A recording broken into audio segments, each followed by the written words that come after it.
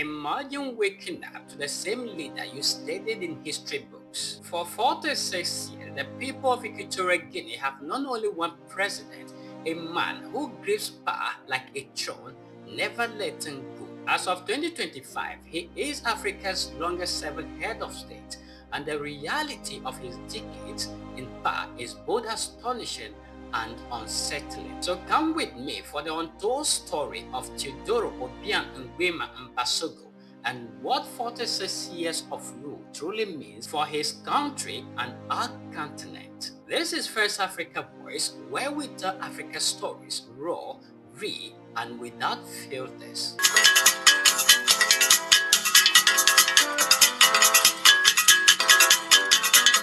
Ladies and gentlemen, welcome to the channel. My name is Paul Lingua, the Africa Orator. Now, let's dive into the story properly and break it down together. Teodoro Obiang Nguema Mbasogo seized power in 1979 by toppling his uncle in a coup, a year that marked the beginning of one of Africa's longest-running presidencies.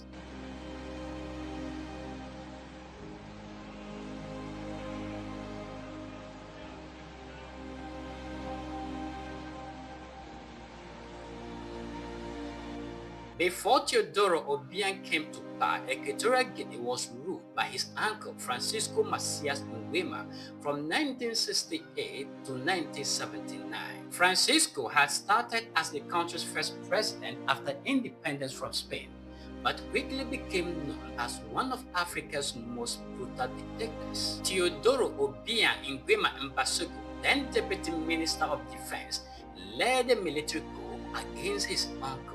Fight broke out in Malabo, the capital, but the military largely supported Teodoro Obiang Nguema Mbasogo. Francisco Macias Nguema fled, but was captured within days. After a short trial, he was found guilty of genocide, mass murder, and embezzlement, and executed on September 29, 1979 by a firing squad made of Moroccan soldiers because locals were too afraid to do it. Teodoro Obiang Nguema Mbasogo declared himself president on October 12, 1979. He promised reforms and a new start for Equatorial Guinea. Digging deeper, here comes why Teodoro Obiang Nguema Mbasogo overthrew his uncle Francisco Macias Nguema. 1. Extreme repression. Francisco Macias Nguema ruled with paranoia and terror.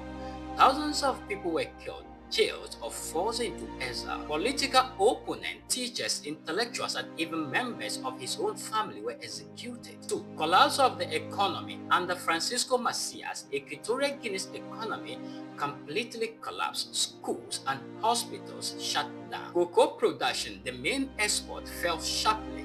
Skilled workers fled the country. 3. Family and military tensions. Even within his own family, Macias was feared. He distrusted his ministers and military leaders. His nephew, Teodoro Obiang, was then a military commander overseeing the infamous Black Beach prison, where torture was common. 4. Madness and paranoia. By the late 1970s, Macias was reportedly showing signs of mental instability. He executed ministers, accused relatives of witchcraft, and carried out spiritual cleansing even against his allies. Teodoro Obiang Nguema Mbasogo and the army feared for their own survival if Francisco Macias Nguema stayed in power. So in short, Teodoro Obiang Nguema Mbasogo overthrew his uncle because the country had descended into madness, terror, and economic ruin, and because his own survival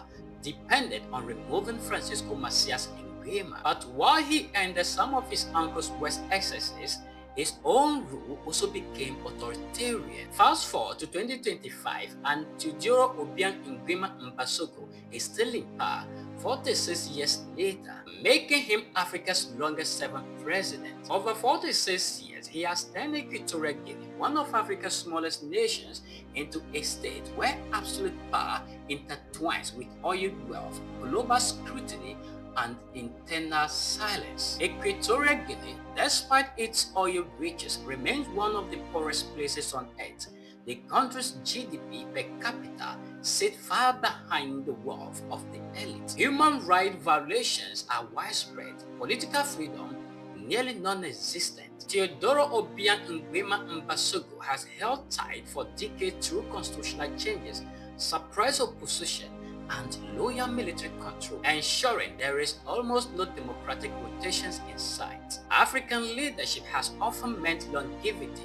Others, like Paul Biya of Cameroon, since 1982, ruled for over 40 years. Uganda's Yoweri Museveni has led since 1986, with term limit removed. Denis Sassou Nguesso in the Republic of Congo and Isaias Afwerki in Eritrea have clocked decades too. These long tenures often point to stability, but come with deep costs. Democracy erodes, youth aspirations stall, and power becomes self-perpetuated rather than serving the citizens. What does this mean for Africa? Democratic backsliding, repeated extensions of term limit stop the democratic will from turning. Youth disillusionment, younger generation feel locked out of leadership roles. Wealth inequality and corruption. Wealth stay concentrated, early thrive, everyone else struggles. It is not just Equatorial Guinea, it is a ripple felt across the continent. When leaders stay in power for too long, the continent's future stagnates. Now, how do citizens and observers see his rule? 1. Perpetual presidency, not democratic legacy. Many observers describe Obiang's rule as frozen in time, awarding him a longevity that feels more like a lock than leadership. This framing highlights how Obiang's regime functions more like a dynastic monarchy than a republic. 2. A toxic mix of corruption and repression. Despite Equatorial Guinea's oil wealth, nearly 80% of its population lives in poverty. Critics underscore how Obiang has turned the country into a system of rampant corruption and economic inequality, where wealth fills the pocket of a few. A regime that entrenches power through fear, censorship, and suppression, not inclusive progress. 3. A family dynasty on full display.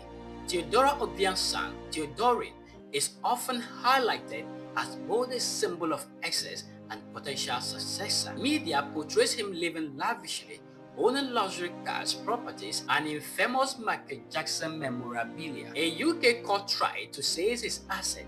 France fined him 30 million euros, yet power remains undeterred. 4. A regime stable in form, vulnerable in trust. Some investigative outlets point out the regime's fragility beneath the frontage. The government relies on foreign support, Russia, China, and surveillance systems to maintain control. Yet, despite the tight blade, remnants of civil society and hope persist, signaling resistance. 5. Scandal fuels suspicion and distrust. Recent tape leaks involving Obiang's nephew, Baltasar Mbang Ngonga, and other officials triggered memes and mistrust. Allegations include recordings within official bodies, suggesting a lack of decorum and transparency. Some critics claim the scandal is a calculated move to stifle dissent and purge political rivals. 46 years under one man. This is not legacy, it is lockdown. Leadership should not be about renewal, not repetition. Africa deserves leaders who innovate, not insulate, who listen, not just declare. This